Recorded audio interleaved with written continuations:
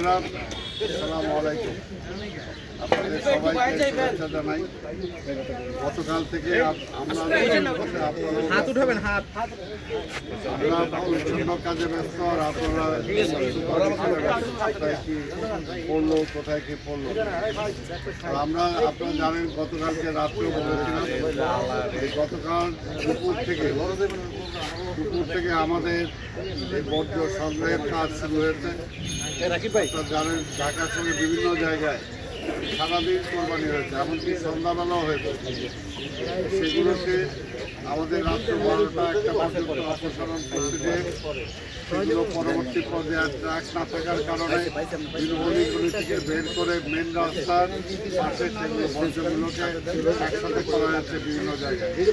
আজকে সকাল থেকে সেগুলো আমাদের প্রধান যেখানে আমরা ডাম্প করি সেখানে নিয়ে যাওয়া শুরু হয়েছে, এবং আজকে আশা করি আমরা আজকের মধ্যে ম্যাক্সিমাম আমরা করে যেতে পারবো।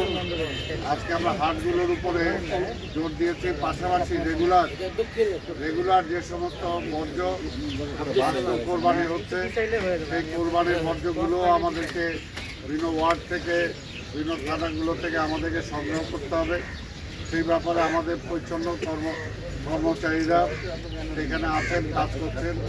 তারপরেও বিভিন্ন জায়গায় কিছু গাফিলতির কারণে আমরা কিছু কর্মীকে আমরা ফোকাস করেছি। আমরা কোনো অবস্থাতেই দায়িত্ব অবহেলা আমরা সহ্য করব না। আমরা চাব যথাসময়ে যথা কাজ, যেটা আমরা বলেছি, মাননীয় প্রধানমন্ত্রী যেটা আমাদের নির্দেশ দিয়েছেন, আমরা সেটা পালন করার জন্য চেষ্টা করি।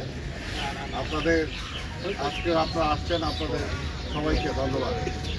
মানে প্রশাসক, আমি একটা প্রশ্ন জানতে চাই, এইটা তো হাট ব্যবস্থাপনার একটা অংশ ছিল, হাটের ময়লা পরিষ্কার করার জন্য, কিন্তু আপনারা এখানে কাজ করছেন, আপনারা এটা নিয়ে বেগ পেতে হচ্ছে কিনা, কি ব্যবস্থা নেবেন? এটা যারা হাটের যারা ইজারাদার ছিল তাদেরকে আমরা পেনাল্টি করব, এছাড়া তো আর বিকল্প কোনো পথ নাই। এবং পরবর্তী পর্যায়ে আবার এই সমস্ত হাটের এরা ইজারা পাবে কিনা সে ব্যাপারে আমাদেরকে চিন্তা করতে হবে। যারা ডিসিপ্লিন মানে নাই, কারণ হাটগুলো তারা পরিষ্কার করার কথা। এখানকার বর্জ্য, এখানকার অ্যাটলিস্ট তাদের বাস টাসগুলো আপনারা দেখতে পাচ্ছেন আজকে হাজারিবাগে, সেখানে লক্ষ বাস। এগুলো তো এইভাবে হয় না। আপনি দোষ দিবেন খালি সিটি কর্পোরেশনের, আপনার যার যেখানে দায়িত্ব সেটা পালন করবেন না। তারপরে এখানে দেখেন হাটের অনুমতি দিয়েছি আমরা এখানে, আজকে তারা সরকারের পক্ষে অলিগলিতে তারা সেটাকে বিস্তার করে। এটা তো হাটের কোনো কন্ডিশন না। এই সমস্ত বিষয় ভবিষ্যতে আমরা খেয়াল রাখি। অবশ্যই জামানত বাজেয়াপ্ত হোক, আইন হোক, একটা কিছু তো অবশ্যই হবে। আমার একটা প্রশ্ন ছিল, ধোলাই খেলে হাঁটতে খুবই বাজে অবস্থা, তাদের বিরুদ্ধে কি ব্যবস্থা নেওয়া হবে, আর তাদেরকে সময় বেঁধে দেওয়া হয়েছে? সময় তো তারা হাট 72 ঘন্টার মধ্যে সেটা পরিষ্কার করার কথা। হাট শেষ হয়ে যাওয়ার 72 ঘন্টার মধ্যে। তারপর দেখেন কয় ঘন্টা অতিক্রম হয়েছে, এখন তো আমাদেরকে পরিষ্কার করতে হচ্ছে।